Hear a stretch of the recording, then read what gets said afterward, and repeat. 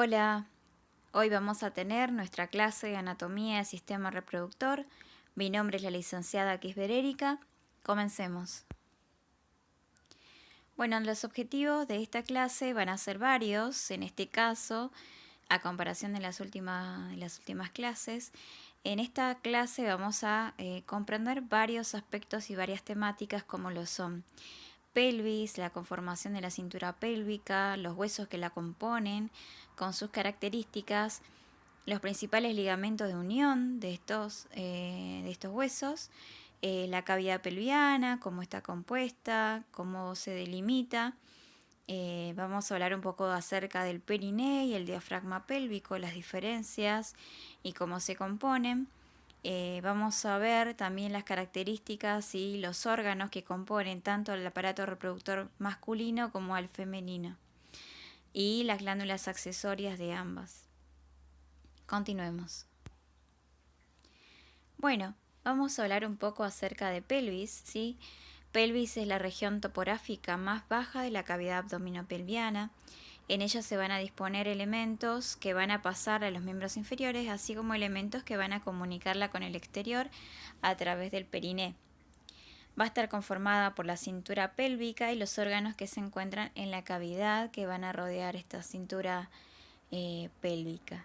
Bien, entonces vamos a tener que dentro de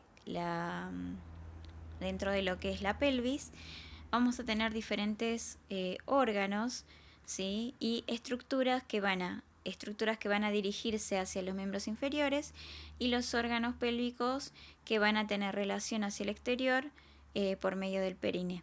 Eso es lo que estamos tratando de decir. Bien, perfecto. Bueno, hablamos un poco acerca de la cintura pélvica. ¿Cómo es que está compuesta esta cintura? ¿Sí? Está compuesta por dos huesos coxales, ¿sí? Que van a estar unidos hacia anterior por la sínfisis del pubis, que las veremos luego cuando estudiemos cada coxal, ¿sí? Y hacia posterior van a estar unidas junto con el sacro. Bien, acá en esta imagen van a ver que el sacro se encuentra coloreado en color verde clarito. Y en celeste vamos a tener, que está marcada como número 2, una de las partes del hueso coxal que se denomina ilion. En color lila claro, que es el número 3, vamos a tener al isquion, que es otra de las partes que componen a este hueso coxal. Y hacia anterior vamos a tener la tercera parte que compone este hueso coxal, que es el pubis, ¿sí? Que se va a unir hacia anterior con su hueso coxal contralateral en la unión que se denomina sínfisis del pubis. Bien, entonces la cintura pélvica es un anillo óseo, ¿sí? En forma de cuenco que va a conectar la columna vertebral, ¿sí? a los dos fémures, ¿sí? Porque este hueso coxal va a tener una región que va a articularse, ¿sí? Que es lo que está marcado ahí como número 6, ¿sí? Ahí vamos a tener una zona articular que se va a unir con la cabeza del fémur. Bien, entonces esta cintura pélvica lo que va a hacer es va a unir esta columna vertebral con los miembros inferiores, ¿sí? Muy bien, sigamos. Hablemos entonces un poco acerca del coxal, ¿sí? El coxal es un hueso par, como vieron en la imagen previa, tenemos dos coxales que van a unirse hacia anterior y otro hacia posterior, ¿sí? Que va a estar articulado posteromedialmente con el sacro, ¿sí? Y en la línea mediana con su homólogo contralateral a través de la sínfisis del pubis. Y va a estar articulada también en sentido lateral con la cabeza del fémur. Primitivamente estaba constituido por tres piezas óseas, ¿sí? Distintas. Una es el pubis, que se ubica hacia anterior, ¿sí? Que la tenemos en esta imagen como una imagen roja, en celeste el isquion, ¿sí? Y lo que está en marroncito, que es el ilion, ¿sí? Que en conjunto forman el hueso coxal. Bueno, vamos a tener dos caras, ¿sí? Una cara medial y otra cara lateral. En esta imagen estamos observando la cara medial, ¿bien? Es decir, la estamos viendo desde adentro. Bien, vamos a tener 4 bordes y 4 ángulos. De esto solamente vamos a apuntar hacia que recuerden las características desde la cara medial y la cara lateral, únicamente eso. Bueno, ¿qué vamos a ver o visualizar en esta cara medial? Lo que vamos a visualizar es hacia superolateralmente vamos a encontrar a la fosa ilíaca. Bien, que está marcada ahí como fosa ilíaca. Bien, tenemos lo más superior a la cresta ilíaca, como verán. Hacia el borde anterior de este hueso coxal vamos a tener a estas estructuras que se denominan espina ilíaca anterosuperior, espina ilíaca anteroinferior, que en este caso, en esta imagen, está como espina anterior superior ilíaca y espina inferior anterior ilíaca.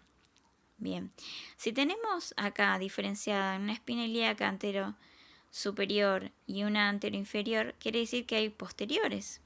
Y es así que en el borde posterior vamos a tener también dos espinas, una espina postero superior y una espina postero inferior. Bien, continuando con este borde anterior, vamos a encontrar también acá a la espina púbica, ¿sí? Que lo tenemos acá como tubérculo púbico. Bien. También hacia la parte media de esta cara medial vamos a tener lo que se denomina la línea arqueada, ¿sí? Línea arqueada también la pueden encontrar con el nombre de línea arcuata o línea inominada, ¿bien? Que ahí está marcada como línea arqueada.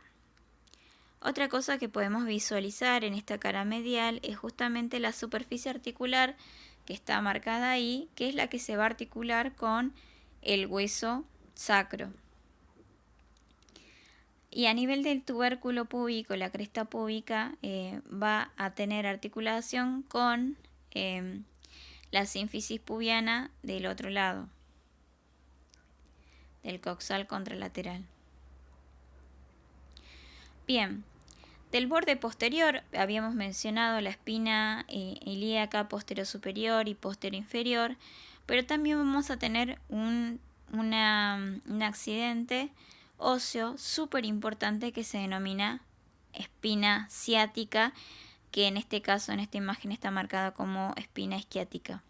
Bien, esta espina ciática es súper importante porque me delimita dos espacios, ¿sí? Dos escotaduras, una hacia superior de esta y otra hacia inferior. Bien, la que se encuentra hacia superior vamos a denominarla escotadura ciática mayor, y la que se encuentra por debajo de esta espina ciática vamos a decirle escotadura ciática menor.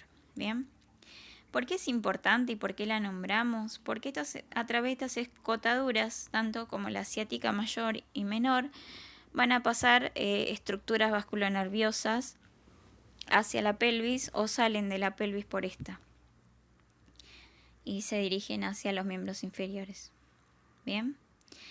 En el borde superior dijimos que vamos a encontrar la cresta ilíaca y en el borde inferior vamos a tener la rama inferior de la pubis y la rama inferior del isquion. Bien, la rama isquiática.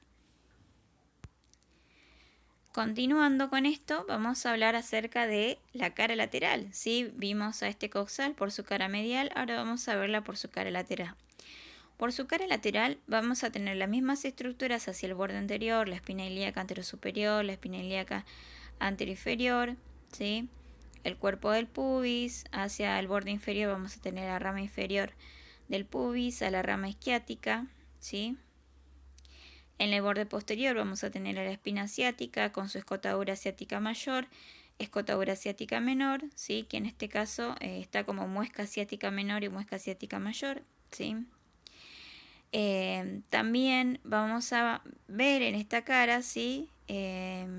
A las líneas glúteas. ¿Por qué? Porque en este hueso se van a insertar los distintos músculos glúteos, ¿sí? Glúteo mayor, medio y menor.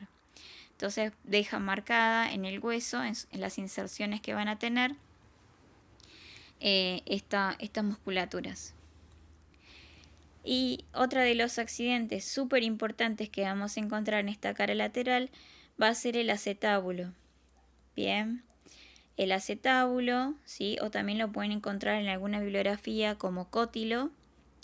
Es una cavidad redondeada, muy profunda, circunscripta por un reborde circular saliente, ¿sí? Que lo ven ahí, que forma como una especie de media luna, ¿sí? Que es el borde acetabular o ceja cotiloidea, ¿sí? Que va a estar interrumpida en su parte inferior por la escotadura acetabular o isquiopúbica. ¿Ven? ¿Por qué es isquiopúbica? Porque justamente se forma de la unión del isquion con el pubis. Entonces en esta acetábulo vamos a encontrar una carilla articular, ¿sí? Y una carilla que no articula, ¿bien? Lo que no articula es la fosa acetabular, es lo que está más profundo, que es lo que queda como en el medio. Y lo articular es esa carilla semilunar que se encuentra hacia el exterior, hacia los bordes de esta fosa acetabular, que es la que va a tener en contacto con la cabeza del fémur. Ahora vamos a hablar acerca un poquito del sacro y del coxis, que es otro de los huesos que forman esta cintura pelviana, ¿sí? Cintura pélvica. El sacro está situado en la parte posterior de la pelvis, ¿sí? Entre los huesos coxales, y se van a distinguir en él una cara anterior, ¿sí? Una cara posterior y dos caras laterales. Tenemos que la cara anterior, ¿sí? Que es la imagen que tienen ahí como vista anterior, vamos a encontrar la que es cóncava hacia adelante y abajo y va a presentar las líneas transversales. ¿Sí? ¿Qué son estas líneas transversales? Que como verán en la referencia, son exteriorizaciones de las soldaduras de las 5 vértebras sacras, ¿sí? Como que se ve esa fusión de esas 5 vértebras sacras y queda como esa especie de cicatriz que son esas líneas transversales. En los extremos de esta cara se van a ver los forámenes sacros anteriores, ¿sí? Que lo tienen marcado ahí como foramen sacro. Bien, que quedaría como un resabio, como un espacio ubicado entre lo que serían las apófisis transversas de estas vértebras sacras que se fusionaron. Bien, eso como más relevante de lo que es la vista anterior. Ahí ven arriba en la parte más superior de la imagen de la vista anterior al promontorio del sacro. Que ese promontorio del sacro es como una pequeña saliente hacia anterior, ¿sí? Que se va a formar junto con la quinta vértebra lumbar hacia anterior. Es como que se forma una especie de elevación a ese nivel que se denomina promontorio sacro. Bien, ahora de la vista posterior, ¿sí? En la parte superior vamos a poder observar a lo que es el canal sacro o conducto sacro, ¿sí? Que sería el homólogo al agujero que encontramos en las vértebras sacras, ¿sí? El agujero medular. Bien. Tenemos también a la cresta sacra media, que sería como la especie de fusión de lo que serían las apófisis espinosas y las vértebras sacras, que va a finalizar hacia inferior en forma de V invertida en lo que se va a denominar el hiato sacro. ¿Ven? Lo ven marcado ahí. También vamos a encontrar que hacia los laterales de lo que es esta cresta sacra media vamos a encontrar unas crestas sacras laterales. Y hacia las caras laterales vamos a tener carillas articulares que van a ser las carillas que van a tomar contacto con los huesos coxales y sus carillas articulares respectivamente. La base va a ser hacia superior, ¿sí? Y un vértice va a ser hacia inferior, que va a ser la que va a estar en contacto con el hueso coxis. El hueso coxis resulta de la fusión de las 4 o 5 vértebras atrofiadas, ¿sí? Que tiene forma triangular irregular. la verdad que su función es irrelevante. Vamos a hablar acerca de un poco de los ligamentos de unión. Esta cintura pélvica es súper importante que reciba un refuerzo, ¿sí? En su unión, ¿sí? De esta imagen, que sería una vista anterior, donde se reseccionó la sínfisis del pubis y parte de la rama isquiática en este hueso coxal. Vamos a ver como los más preponderantes de esta vista anterior al ligamento longitudinal anterior, que se ubica delante de los cuerpos vertebrales lumbares y sacro. Después vamos a tener al ligamento sacro ilíaco anterior, como verán en el sacro con el ilio. Y acá vemos lo que les decía previamente. Tenemos al ligamento sacroespinoso, ¿sí? Que este ligamento lo que va a hacer es unir el sacro a la espina ciática que les había mencionado previamente, que era uno de los accidentes del borde posterior del coxal. Y vamos a tener también al ligamento sacrotuberoso. Bien. Esta unión del sacro con la tuberosidad isquiática, ¿sí? Van a determinar tanto el ligamento sacroespinoso como el ligamento sacrotuberoso dos espacios, ¿sí? Van a ver que se forman como forámenes. Uno es el foramen ciático mayor y el otro es el foramen ciático menor.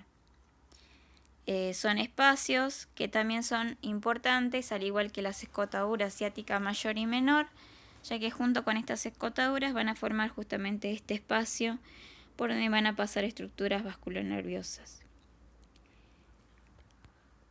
Desde la vista posterior vamos a tener a los ligamentos sacroilíacos posteriores, justamente están uniendo al sacro con el ilion, ¿sí? Hacia posterior. Y nuevamente vamos a ver al ligamento sacroespinoso y al ligamento sacrotuberoso, que son los más importantes.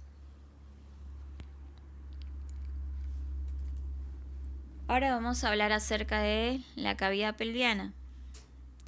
Bien, la cavidad pelviana va a ser una cavidad que se va a enmascarar o delimitar por lo que son las paredes de la pelvis. Bien. Para hablar de estas paredes de la pelvis, vamos a hablar de una abertura superior de la pelvis, ¿sí? Que va a estar limitada en dirección posterior por el promontorio, lateralmente por las alas del sacro, la línea arqueada, ¿sí? O arcuata que les había mencionado, o línea innominada, y la eminencia iliopúbica. En dirección anterior por la sínfisis y el borde superior de la pubis. Y los diámetros de esta abertura superior de la pubis, son importantes para los ginecólogos y los obstetras, ya que por allí debe pasar la cabeza del feto durante el parto, ¿sí? Entonces, esa delimitación de estas estructuras óseas que fui nombrándoles va a marcar determinadas longitudes de diámetros que son importantes a la hora de una mujer embarazada cuando tiene que el feto atravesar su cabeza por este espacio. Bien, así como la abertura inferior de la pelvis se ubica entre el coxis, las tuberosidades isquiáticas y las ramas inferiores del pubis.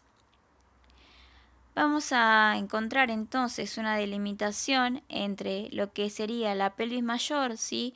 Que es un espacio que va a estar situado por encima de la línea terminal, ¿sí?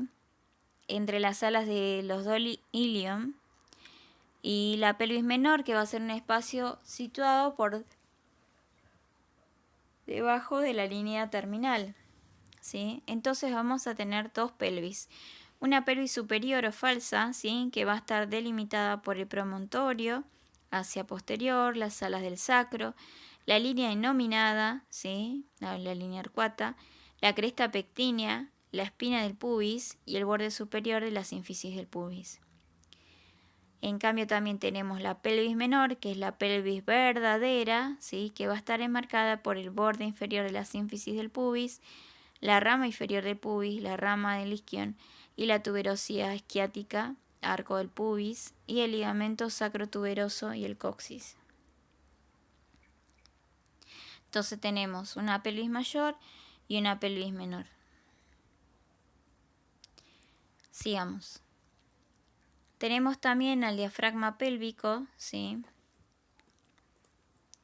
Que el diafragma pelviano es el piso muscular de la pelvis, ¿sí?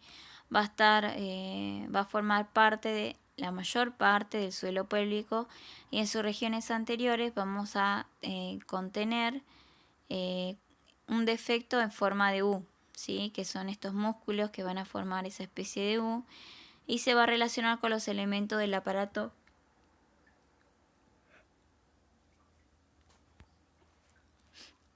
urogenital. Tenemos como componentes de este diafragma pélvico al músculo elevador del ano, ¿sí? Que está formado por el músculo puborectal, el músculo pubococcigio y el músculo iliococcigio. Después, también van a formar parte de este diafragma pelviano, ¿sí? El obturador interno, el músculo coccigio y el músculo piriforme o piramidal también lo pueden encontrar. Entonces, podemos decir que el músculo elevador del ano va a estar formado por el músculo puborectal, pubococcigio e iliococcigio. Ahora vamos a hablar un poco del periné, ¿sí? El periné es un conjunto de partes blandas, ¿sí? Que se van a cerrar por abajo de la cavidad pelviana y que se van a encontrar por debajo del diafragma pélvico. Va a tener como límites el borde inferior de la sínfisis del pubis, ¿sí? Que como lo verán ahí, se puede visualizar la sínfisis del pubis hacia anterior, ¿sí? La punta del coxis hacia posterior, como verán en la imagen, y las tuberosidades isquiáticas hacia los laterales. De esta manera, si unimos una línea de tuberosidad isquiática a tuberosidad isquiática, vamos a encontrar que si marcamos una línea que hacia superior vamos a encontrar un triángulo urogenital y hacia inferior vamos a encontrar un triángulo anal. Que a nivel del triángulo urogenital, como verán en la imagen, vamos a tener a los músculos isquiocavernoso, músculo transverso profundo del periné, ¿sí? Músculo bulbo esponjoso y el músculo transversal del periné o transverso del periné. Y en el triángulo anal vamos a encontrar principalmente al esfínter externo del ano. Entonces, como verán en esta imagen, podemos ver a dos personas, ¿sí? En posición ginecológica o litotomía, ¿sí?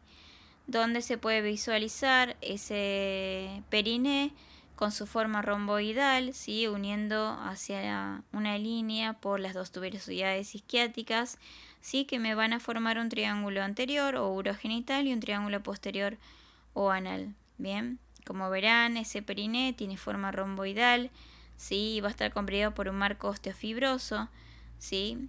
¿Qué me va a delimitar este triángulo? Hacia adelante la pubis, hacia atrás el coxis y hacia los lados las tuberosidades isquiáticas.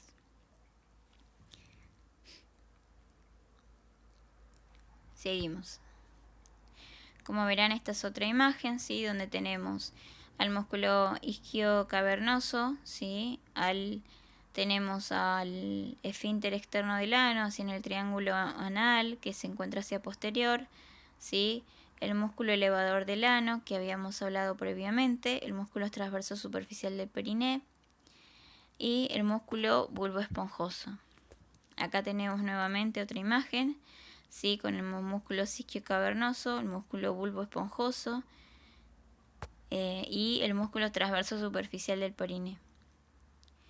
Para el hombre también tenemos el músculo bulbo esponjoso y en este caso, como es de un individuo masculino, vamos a encontrar el rafe medio y en el caso de las mujeres vamos a encontrar justamente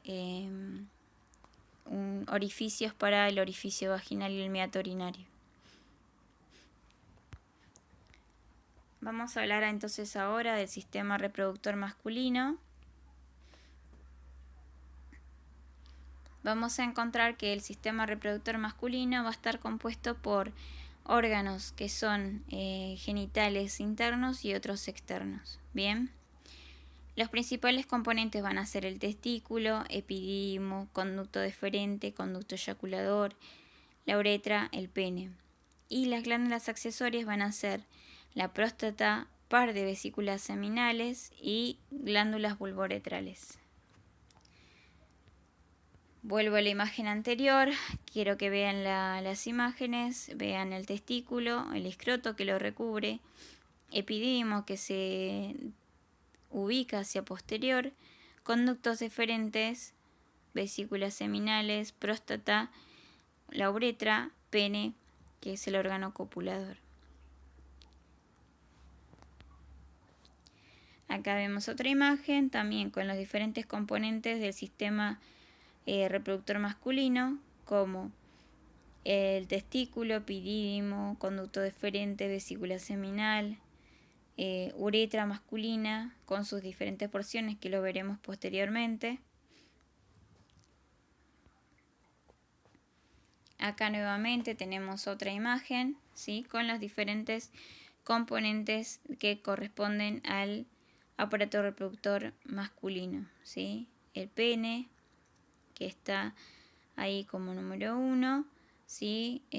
Los cuerpos cavernosos, cuerpo esponjoso, que eso lo vamos a ver cuando veamos al pene dentro de unas cuantas diapos más adelante, al prepucio, glande, que se encuentran en la extremidad, ¿sí? Del pene, el orificio uretral también, escroto, testículos, epidídimo, conducto deferente, vesícula seminal, ¿sí? Vejiga urinaria, vamos a ver la relación que tiene, la próstata, la uretra y las glándulas de Cooper. Vamos a hablar ahora acerca del escroto, ¿sí? El escroto o sarco escrotal es un conjunto de envolturas, ¿sí? Que van a cubrir y alojar a los testículos y a las vías secretoras fuera del abdomen. Esta zona de la piel, ¿sí? En forma de saco, bolsa, va a estar cubierta de vello púbico y va a presentar características particulares, ¿sí? Como es ser compuesta por diferentes capas. Vamos a tener que la capa más superficial va a ser la piel. A esta le va a continuar dartos, que es la fascia superficial del escroto. El cremáster, fascias y músculos cremastéricos. Fascia espermática interna. Lámina parietal de la túnica vaginal y la lámina visceral de la túnica vaginal. Estas son todas las capas que van a componer a este escroto. Ahora vamos a hablar acerca de los testículos, ¿sí? Los testículos están situados inferiormente al pene, ¿sí? En el escroto. Tienen forma ovoide. Y embriológicamente se van a situar a cada lado de la columna vertebral y enseguida van a descender en el momento del parto, ¿sí? Van a presentar dos caras, una medial y otra lateral, dos bordes, uno anterior y otro posterior. Es sobre este borde posterior que va a descansar el epidídimo y va a llevar, después hablaremos un poquito más de epidídimo, dos extremos o dos polos, superior e inferior.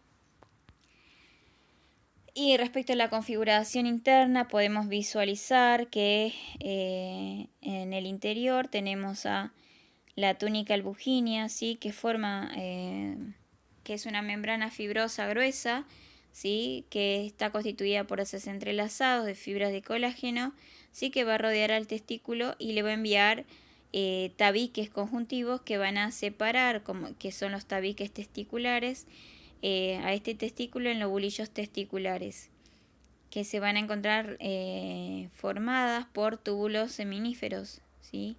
Estos túbulos seminíferos van a desembocar en la red testicular, ¿sí? Y de ahí van a pasar los espermatozoides y todo lo producido en estos túbulos seminíferos a la cabeza del epidídimo. Estuvimos mencionando epidídimo, pero ¿qué es el epidídimo? El epidídimo es un conducto largo y contorneado que va a discurrir a lo largo de la cara posteromedial del testículo, ¿sí? Y vamos a diferenciar en este epidídimo también partes, como los es la cabeza, el cuerpo y la cola.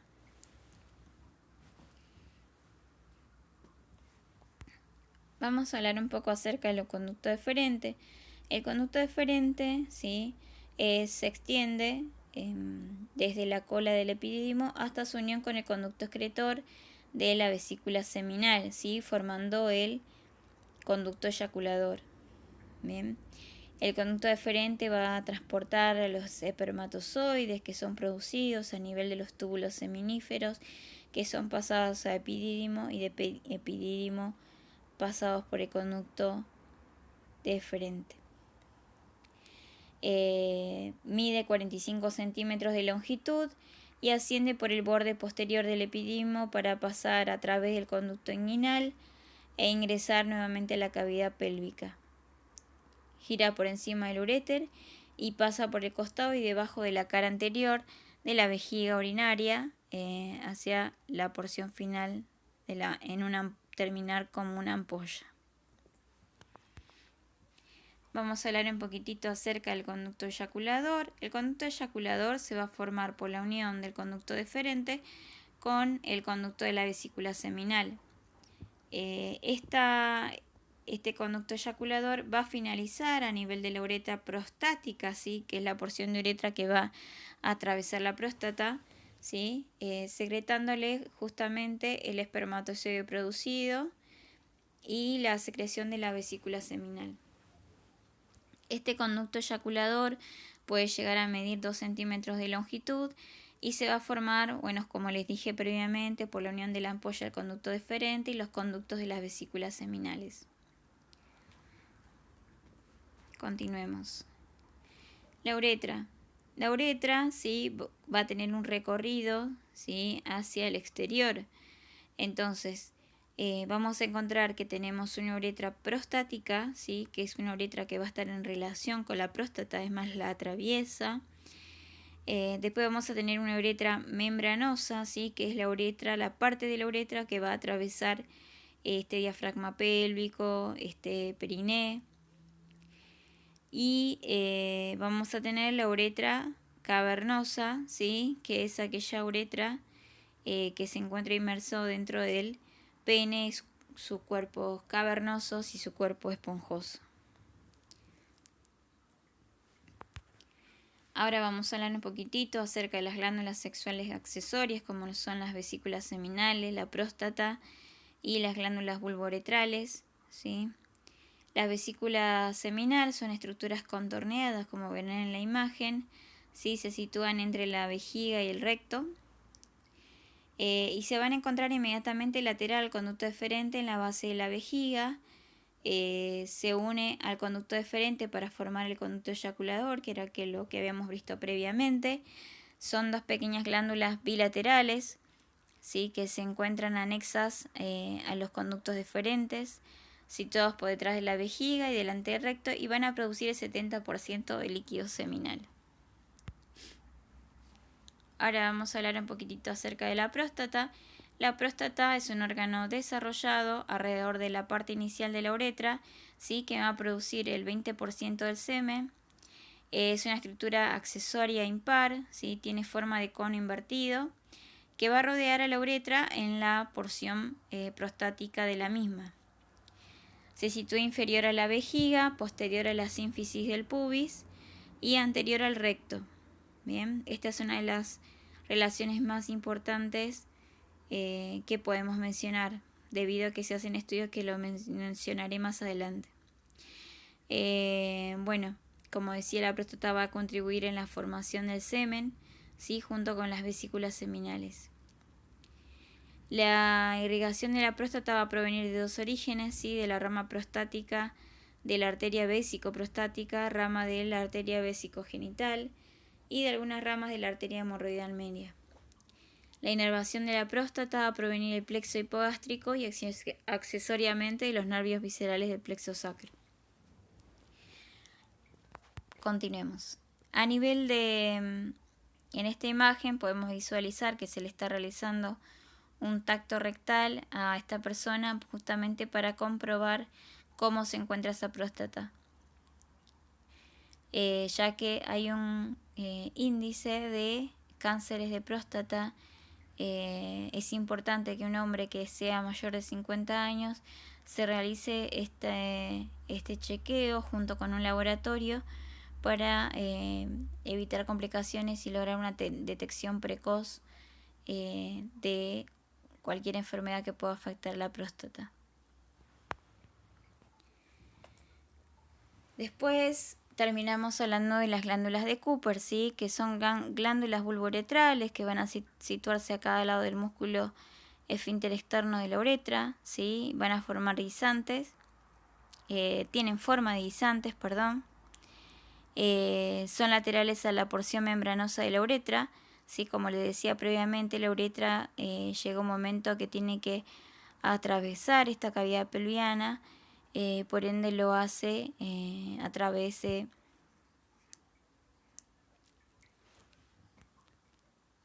perdón,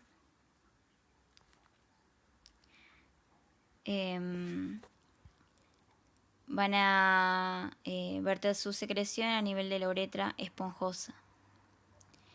Las glándulas vulvoretrales, ¿sí? O de Cooper, que son las que estamos hablando ahora, ¿sí?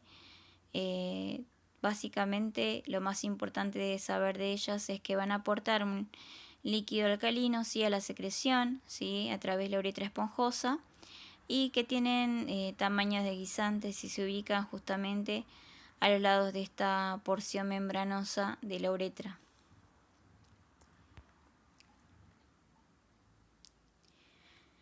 Muy bien, ahora vamos a hablar acerca un poco del pene, ¿sí?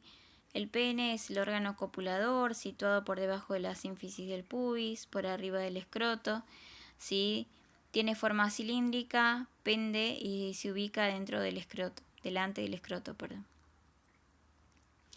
La longitud puede ser variable de 10 a 12 centímetros en el adulto, ¿sí? Y va a presentar distintas partes que son las que están marcadas en la imagen. Y vamos a tener una raíz, que es la porción más proximal, que en esta imagen la podemos ver como base. Y un cuerpo, ¿sí? Que va a estar compuesto principalmente por estos cuerpos cavernosos y cuerpo esponjoso. Y el glande, que se encuentra hacia anterior, ¿sí? Es el cuerpo esponjoso que se va a expandir para formar el extremo del pene. Como verán en la imagen anterior que les quería mostrar, ahí se pueden visualizar los dos cuerpos cavernosos y el cuerpo esponjoso, y en medio del cuerpo esponjoso tenemos a la uretra en su porción esponjosa.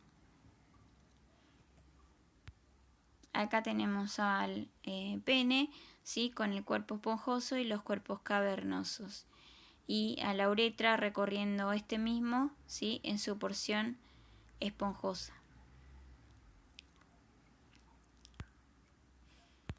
Vamos a hablar acerca del sistema reproductor femenino.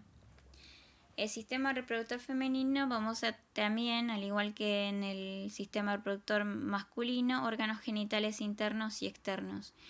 Los órganos genitales internos van a ser justamente la vagina, el útero, las trompas de falopio y los ovarios. Vamos a empezar hablando por uno de ellos, que es la vagina. ¿Sí? La vagina es un órgano músculo-membranoso, ¿sí? Que va a ir desde el útero hasta la vulva, ¿sí? Va a constituir el órgano femenino de la copulación y como canal de parto en la mujer embarazada. Es un órgano impar y mediano. De esta, las relaciones más importantes que tiene es hacia anterior a la vejiga y hacia posterior al recto. En el extremo superior vamos a encontrar los fondos de sacos vaginales y en el extremo inferior vamos a encontrar al vestíbulo, a los labios menores, que los veremos más adelante. Vamos a hablar un poquito acerca del útero, ¿sí? Como verán, los órganos es necesario saber lo básico, características principales de cada una de ellas, pero no más que eso. El útero, bueno, es un órgano muscular, hueco, cuya cavidad va a estar tapizada por mucosa, que la veremos más adelante, ¿sí? Que se denomina endometrio, destinado a recibir al huevo fecundado, albergar el feto durante la gestación y expulsarlo en el momento del parto. Eso es lo que sucedería fisiológicamente. Entonces podemos ver en esta imagen al cuerpo, al istmo y al cervix, ¿sí? O cuello uterino. El fondo es parte del cuerpo, ¿sí? El fondo uterino es parte del cuerpo. Ahora vamos a hablar acerca de la constitución anatómica de este útero. Sí, va a presentar 3 capas de adentro hacia afuera, se denominan endometrio, miometrio, serosa o perimetrio. Bien, que lo verán en esta imagen. El endometrio va a tener una capa funcional y una capa basal, ¿sí? Ahora le vamos a ver por qué. En un ratito, que va a renovarse en cada ciclo menstrual de la mujer. Vamos a hablar un poco acerca de la posición, versión y flexión que se encuentra este útero, ¿sí? La posición de este útero va a estar relacionada con la ubicación del útero en la pelvis ósea y podemos decir que se ubica en el centro de la excavación pelviana. En cuanto a lo que es la versión, ¿sí? La versión lo que va a hacer es relacionar el eje longitudinal del útero con el eje de la vagina. Se van a cruzar este mismo a nivel del istmo. Como verán en esta imagen, tenemos al eje de la vagina, al eje del cuerpo uterino, ¿sí? Que se van a realizar una intersección, con el eje del cuello uterino y van a encontrar ahí el ángulo de anteversión, ¿sí? Que está como vertido hacia adelante, hacia anterior. Y la flexión se va a referir a la relación entre el eje del cuerpo uterino, ¿sí? Y la del eje del cuello uterino, ¿sí?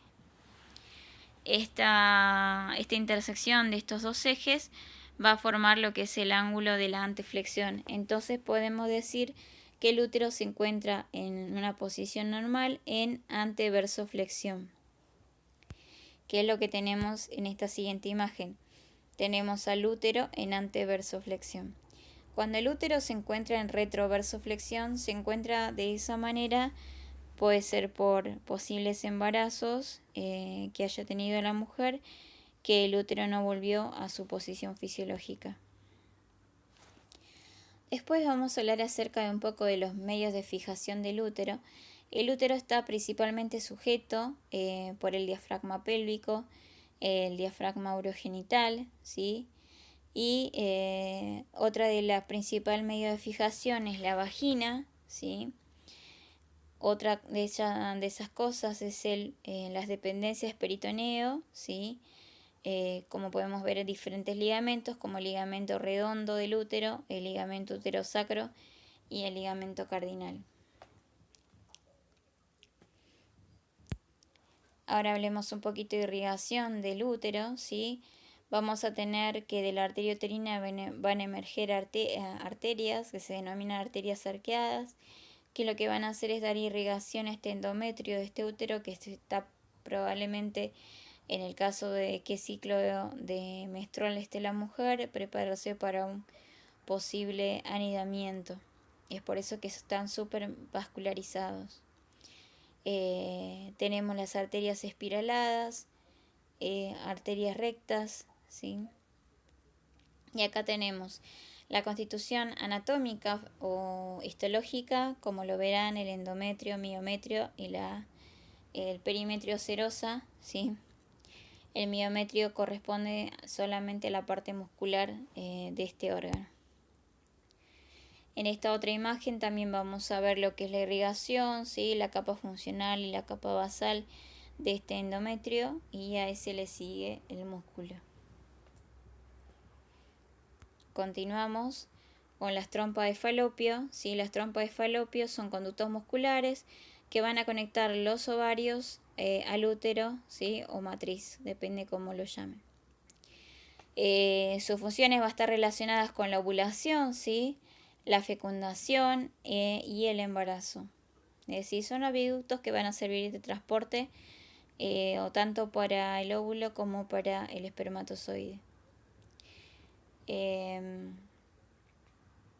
Y hacia laterales se va a comunicar con el ovario a través de las fimbrias. Los ovarios. Los ovarios son las gónadas femeninas productoras y secretoras de hormonas sexuales y óvulos, como lo es así los testículos. ¿Sí? Son estructuras pares que van a tener forma de almendra. Pesan alrededor de 6 a 7 gramos. Se encuentran fijados a ambos lados del útero, ¿sí? Por los ligamentos útero-ováricos, ¿sí? Que los sirven como medio de sujeción. Bueno, justamente el ovario posee medidas de sujeción que les mencionaba previamente, como el ligamento uterovárico, el ligamento suspensorio y el mesovario. Vamos a hablar un poco acerca de la irrigación, estas estructuras que estuvimos viendo, como los órganos genitales femeninos. Va a estar dada principalmente por la arteria uterina, ¿sí? Que va a dar tanto irrigación al útero como a parte de la vagina, y también puede dar irrigación a parte de las trompas de falopio, ¿sí? A parte del ovario, perdón. Otra de las ramas que es colaboradora y tiene territorio de irrigación en todas estas estructuras que estuve mencionando es la arteria ovárica, que nace directamente de la aorta abdominal. Y la arteria uterina es rama de la arteria ilíaca interna. Vamos a hablar ahora acerca de un poco de los órganos genitales externos, ¿sí? Se va a designar vulva, ¿sí? Al conjunto de los órganos genitales externos en la mujer, ¿sí? En este caso vamos a encontrar estructuras como el monte de Venus, ¿sí? Que es una saliente redondeada, ¿sí? Situada por debajo de la pared abdominal, se encuentra por delante de la sínfisis del pubis, ¿sí? Y vamos a encontrar también a las formaciones labiales, a la formación de los labios mayores y los labios menores, ¿sí? Los labios mayores son un pliegue cutáneo, ¿sí? Que va a ser de tipo alargado, de adelante hacia atrás, ¿sí? Y los labios menores se encuentran mediales a esto, ¿sí? A estos labios mayores, ¿sí? Son pliegues cutáneo mucosos, ¿sí? Que se van a también rodear, van a estar rodeando al vestíbulo de la vagina. El clítoris es la elevación submucosa que se encuentra arriba del vestíbulo. Bien, entre estas estructuras podemos visualizar el vestíbulo de la vagina, el orificio vaginal y el orificio del meato urinario, ¿sí? Esta relación que tiene el meato urinario y hacia posterior el orificio vaginal es importante para el momento que ustedes tengan que colocar una sonda vesical. Deben recordar esta relación, que hacia anterior está el meato urinario y hacia posterior el orificio vaginal. Ahora vamos a hablar acerca de un poco de las arterias ilíaca interna y hipogástrica. ¿Se acuerdan que previamente les mencioné que de esta arteria ilíaca interna o hipogástrica nacía la arteria uterina, que va a parte de irrigación de estos órganos genitales internos, como les mencionaba? Bien. Les hice acá un resumen, les mostré acá una imagen acerca de cuáles son sus principales ramas, ¿sí? Todas señaladas. Como no sé si les había dicho previamente, pero la arteria ilíaca interna va a tener su origen de la arteria ilíaca común o primitiva, ¿sí? Y va a brindar el principal aporte sanguíneo a los órganos de la pelvis, los músculos de la región glútea y el periné. Sus principales ramas van a ser la arteria umbilical, la arteria vesical superior, la arteria obturatriz. En el hombre vamos a tener la arteria vesical inferior, la arteria del conducto deferente, esto en el hombre, ¿sí? Y las ramas prostáticas también en el hombre. La arteria uterina en el caso de la mujer, la arteria vaginal, que puede provenir de la arteria uterina, ¿sí? La arteria pudenda interna, ¿sí? Que va a dar irrigación al periné. La arteria rectal media, que va a irrigar la parte inferior del sacro, o arteria hemorroidal media. Arteria glútea inferior, que va a irrigar a los músculos del diafragma pélvico. Las ramas que se van a emerger del tronco o división posterior de esta ilíaca interna se denominan la arteria iliolumbar, ¿sí? Y las arterias sacras laterales, ¿sí? Que van a ir hacia los músculos piriformes. Y finalizando, la arteria glútea superior, ¿sí? Que se va a ubicar por encima de este músculo piriforme, ¿sí? Y va a dar irrigación a los glúteos mayor, medio y menor, y al músculo tensor de la fascia lata. Bueno, muchas gracias chicos, espero les haya servido la clase, les mando un gran abrazo y cualquier cosa ya saben de comunicarse con nosotras para que les podamos resolver las dudas. Les envío un gran abrazo y que tengan un lindo fin de semana.